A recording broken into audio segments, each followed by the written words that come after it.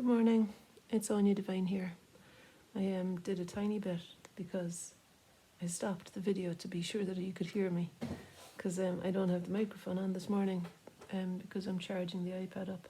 But my idea today was to do this painting of Erin just because the oil painting was sitting on the table, and I thought to myself, I don't really want to set up mirrors and everything and try and do a portrait of myself again, just because it takes a bit of time to set it all up. And sometimes it's quite nice, I think, to work from an existing painting. I moved the water over here as well because I want everything to be within easy reach, you know.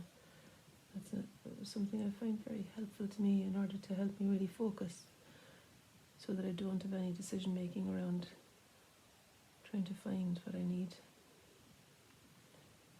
So I'm just using burnt sienna, and I think that other colour is cadmium orange, in order to explain the fairly light bits that are there. And I'm going to just use the edge of the brush to lift off a little bit of that area, because that's got that little cheekbone there has a flash of brightness that I've not quite captured as well. And maybe just use some cadmium red there. Maybe I'm getting a bit finicky now, going into detail so early. So I'm going to carry on with finding the rest of the face. So carrying down, as I go down the face there, I'm going to mix some sap green into the cadmium red in order to make the shadow that sits underneath. The shadow here that comes down to, it sits underneath the cheekbone and it comes down to meet the jawline here. A little bit shorter than the light area, just a little bit. And then as we keep going down and finding where the chin might be located. I think another touch of burnt sienna into that, or maybe burnt sienna with a little bit of ultramarine blue. I'll show you the mix that I'm making out there. Burnt sienna and the ultramarine blue. I'm looking to find a colour to explain just that bit of shadow that's there, you know, because it's a different shade from the green that I just put on. I mean, that's not exactly it, but it's getting there. I'm resisting using a smaller brush for the moment because I want to stay fairly broad in my mark making, and just to capture the general position of things. Okay, so yeah, the eyebrow. And then over to where the shadow on the left side of the nose would be.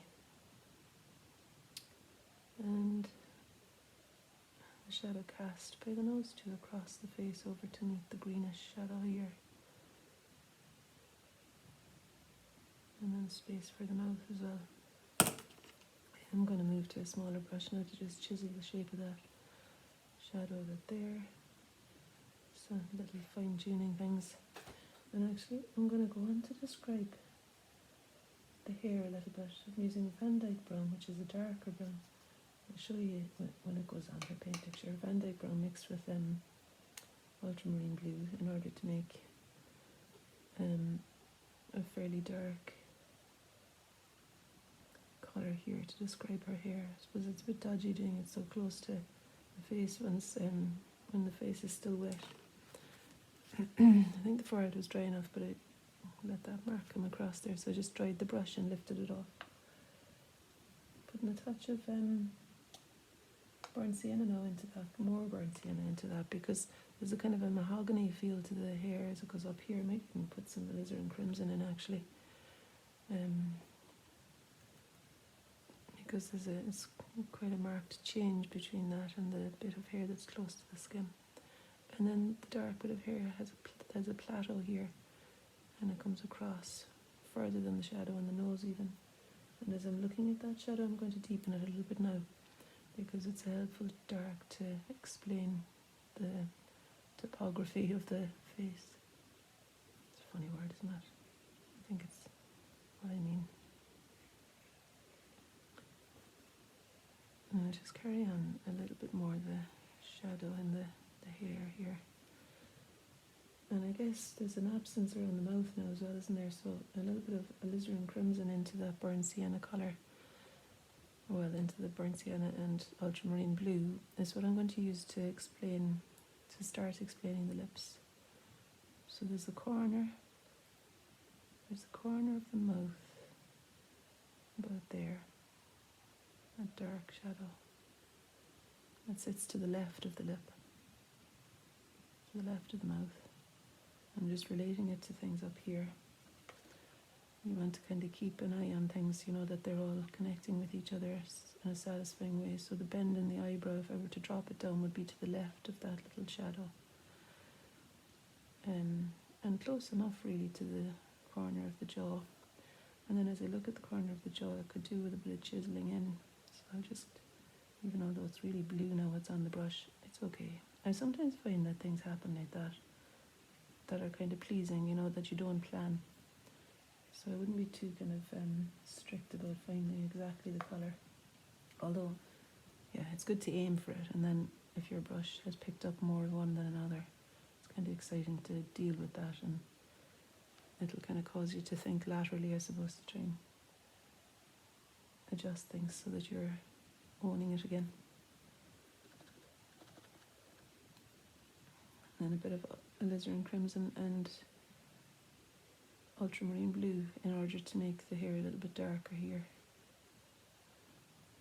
And sometimes when you press, like, did you see what I was doing there? Just kind of, there's quite a bit of alizarin and ultramarine on the brush there now. And what I was aiming to do was to kind of press the brush so that the darker colour on the brush would be released into the burnt sienna that's on the paper. So it's not like I'm painting, it's just, it releases itself almost. And you kind of just lay the brush on. This is what I like. I think oftentimes I say to folk, like, the brush doesn't need to make much of a noise really on the paper, because really all you're doing with it is putting the fluid, either water or pigment, on in order, you're just placing it onto the surface, and then see what well, this is an example of me not doing that now. I'm just kind of, here I am finding the arc at the edge of the hair by painting it on, but then fairly soon it kind of lift up some water and dissipate that as well. Not sure if it's over that far, even that bit of hair. Let's see. Yeah, finding burnt sienna kind of a helpful colour for me here somehow. Yeah, so that needs to, this could do with extending up a little bit further as well. I think the shape of that is a longer, I think it's a longer one. And I think the face could probably do with that length. I'm putting some viridian green into the burnt sienna now, because I want to explain clearly the darks that I'm seeing in the features that kind of help me to plot my path through the painting. Actually, maybe I'm even, so here are the two directions of the eyebrow. Don't want that to be too standing out. And then the iris, I might as well just indicate roughly where that would be located in relation to the eyebrow above it. It's needing to move to the right. In relation to the bend in the eyebrow above it, it's to the right of that bend, the arc. I'm just kind of barely indicating it really. A little bit of burnt sienna in the skin below the eye there. Remember, I painted this in the evening, and we were aiming to keep to the natural light, so I think it was quite dark. Erin was sat by the window over there. It was actually for a Zoom call for one of my online classes. Yeah, I'm going to go for the dark again now. Just to get a quick dark, I often just go for the ultramarine blue, because it mixed with the darks on the painting, I think that'll quickly get me there. Okay, and we've got that. Okay. And if you feel like a part is a bit nondescript later on, you can go back in and re-find the clarity of it. In fact, I think I might carve a little bit off that there, because I don't think it needs to be that wide. I don't know if you can hear midnight. Okay, there's a bit of a kind of a milky brown on my palette now that's suspiciously looking a little bit lazy, like maybe I could do it mixing again now shortly, mixing some fresh colour and not to be using the same. Gosh, I feel like I'm going very slow with this. So I'm gonna I'm gonna get there with some of the warm colours. This is alizarin crimson. I suppose if I half close my eyes, like I would recommend when working from life, I can identify more clearly those important things and steer clear of all the in between details and just find the important darks and lights. Oh, midnight. She's always got some reason to be meowing at me. Probably knows she wants to go out. Maybe I'll stop the video in a couple of minutes if she's still at it. What am I doing now? I'm going to find the... Sorry, I just bumped you. I'm going to find the dark of the upper lip on this side. I mean, even working from a picture like this, there's still finding to be done, isn't there? And like, it's not as though it's a breeze or anything. You're still having to trust your eyes and select what's important. I'm probably not going to use everything, but it is helpful that there is already information selected by me on that painting. It does help that that's been done. I remember David Hockney saying like a line drawing is a very easy thing to copy because all the decisions have already been made, and I'm feeling a bit like that here, like all the decisions have been made. It's still, because it's a different medium and I'm having to still locate things truly as I can. This needs to go up there. It still isn't a complete breeze, like. I suppose he was talking about black and white line drawings, they're very takes a bit of gumption to do it in the first place, because I think the way he did it was like continuous line, whereas if you're making a copy of that, it's a simple enough thing. I'm going to let midnight out and I'll join you for step 2. All the best.